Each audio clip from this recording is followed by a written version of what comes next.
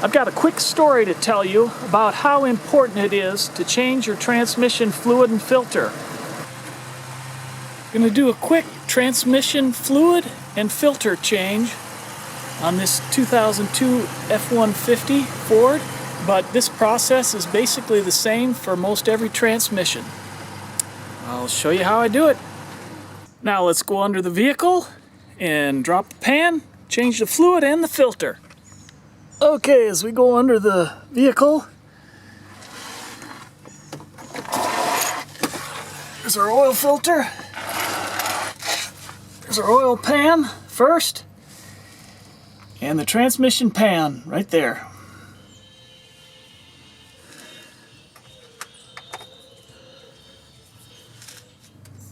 Now some of your transmission pans will have a drain plug, just like your oil drain plug. This one doesn't, so what I'm going to have to do is drop the pan and drain the transmission fluid. What I'm going to do is leave the back tight and loosen the front and the side, and then I'll slowly loosen the back. That'll tip the pan forward and drain the transmission fluid into our container. These aren't very tight, about 10 foot-pounds.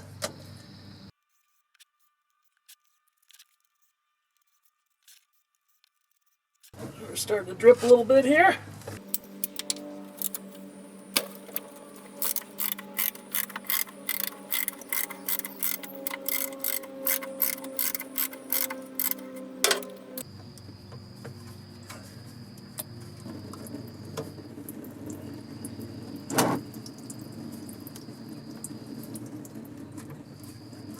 And now we can go ahead and remove the back 3 bolts and drop the pan. You're going to want to take it down straight and then dump the remaining transmission fluid in your catch basin.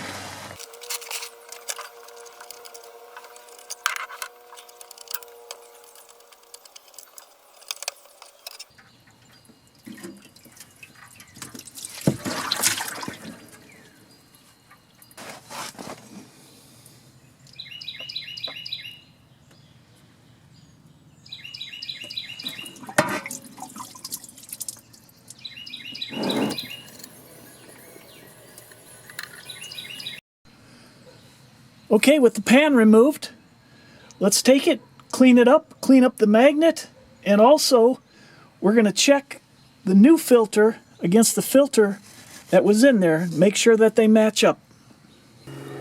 Before we clean up this pan, you'll notice there's this plug sitting in the bottom, and then of course we've got our magnet.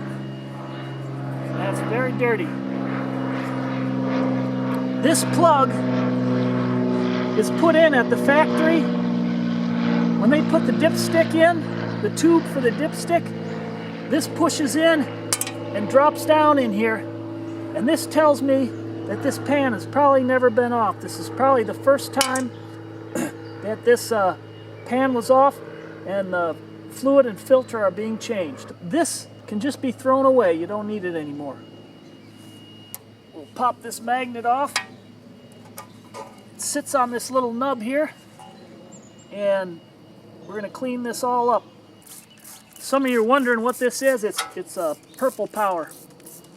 It cuts through grease pretty good.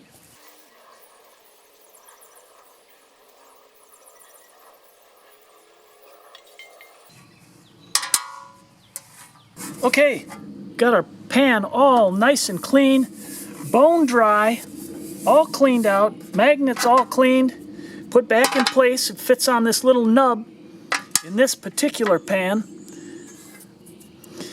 And we're all set to check and make sure that our filter is the same, which is critically important. That's the bottom, there's the top. And it looks identical. Hold one over the top of the other, and it is identical. Beautiful. And one thing you want to make sure of is that this rubber O-ring comes out with the old filter. Sometimes they stick in there. You need to get that out before you put the new filter in. Before we go back under the vehicle, here's our new rubber gasket. You want to make sure this surface is clean, and don't use metal on metal. Take like a plastic putty knife if you have to. I didn't have to do anything. This is clean as a whistle. But you don't want to scratch that and cause a leak. We'll put the rubber gasket on, and what they do is the holes in the rubber gaskets are smaller than the bolts. So you can screw these through just to get them started, and that holds the gasket in place. That's a good deal. You don't have to fight with it. Now let's go back under the truck and install. Now, take a clean rag and make sure that this is all clean. The other thing that you can do while you're under here is the transmission valve body, which is this plate here. You can tighten these up, make sure they're torqued to spec, and it might be different for your vehicle than this one. This one calls for 8 foot-pounds, which is 96 inch-pounds. And I'm going to start in the middle, use a crisscross pattern, and just double check these and make sure that they haven't loosened up.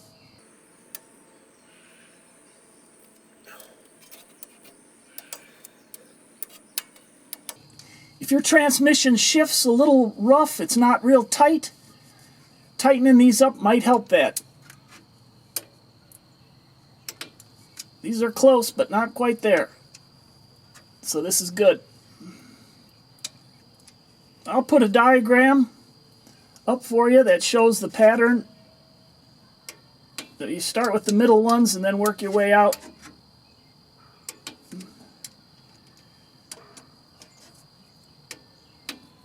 That's good. Now we can put our filter on. Just want to make sure this is lubricated well.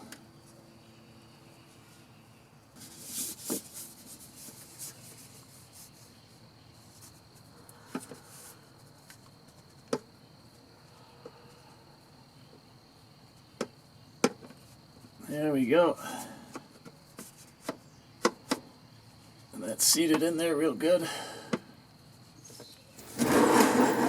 Now we can put the pan back on.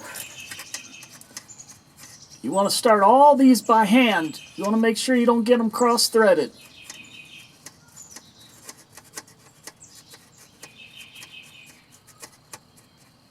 Got that one started. I'll start one up over here. That'll hold our pan in place. And go ahead and get the other one started.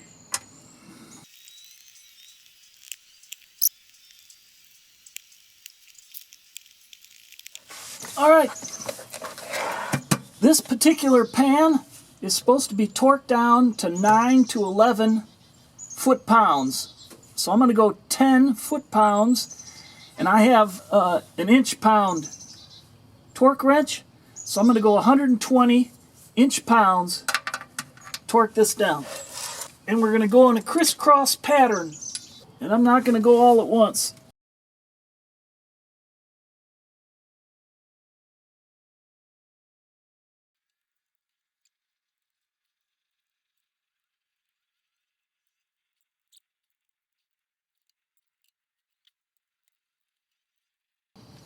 Alright, first round done, and now we'll torque it down.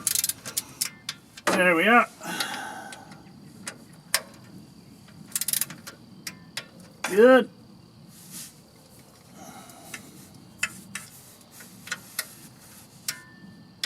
Good.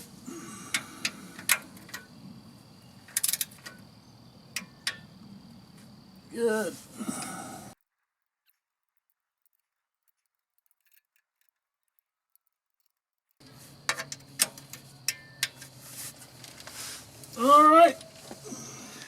On this particular transmission, it should be about 4.5 quarts of transmission fluid with a fluid and filter change.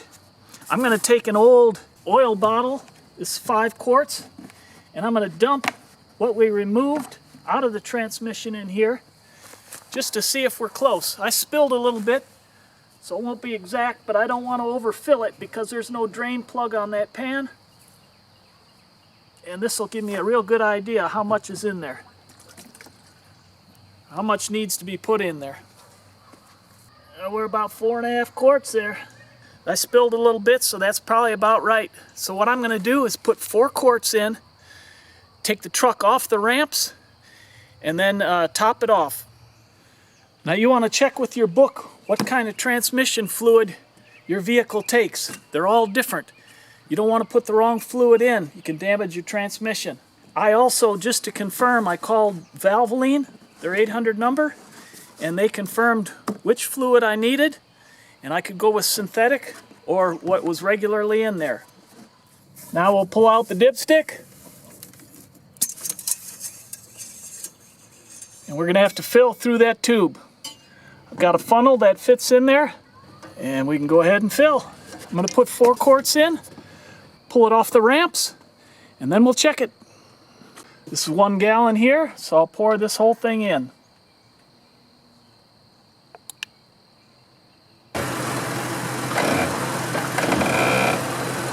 I'm going to run it through the gears just to get the transmission fluid all through everything, and then I'll check the level.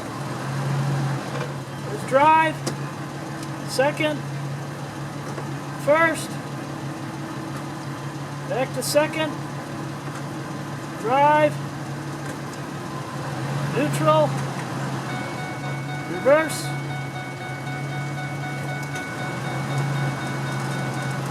back to park, and I'm going to check the fluid.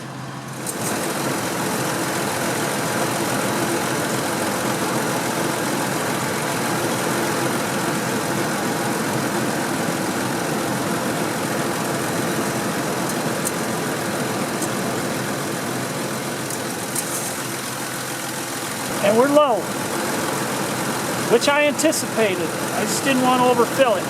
So I'm going to put 1/2 quart in. You also need to let it warm up. When it gets hot, the level will change.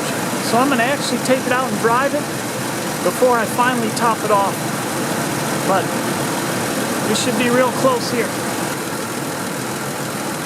We're actually right at the full dot. This is the low. This dot is full. And we're right there right now. Sometimes you need to check both sides just because of the way it goes in. Scrapes a little bit where you fill, so you get an inaccurate reading on that side.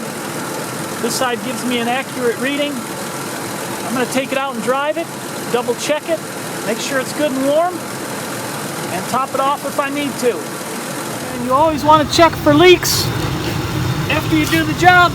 Make sure everything's dry. No drips. Looking great.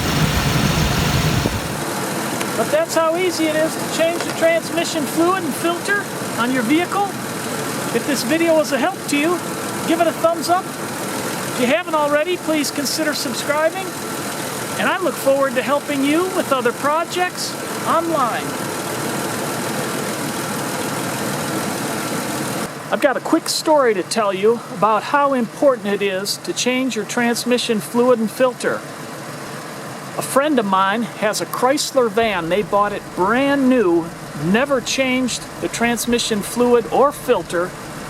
His wife was driving back from a trip and the transmission started slipping. And finally it gave up. So my buddy went down there, picked up his wife, and limped his way home.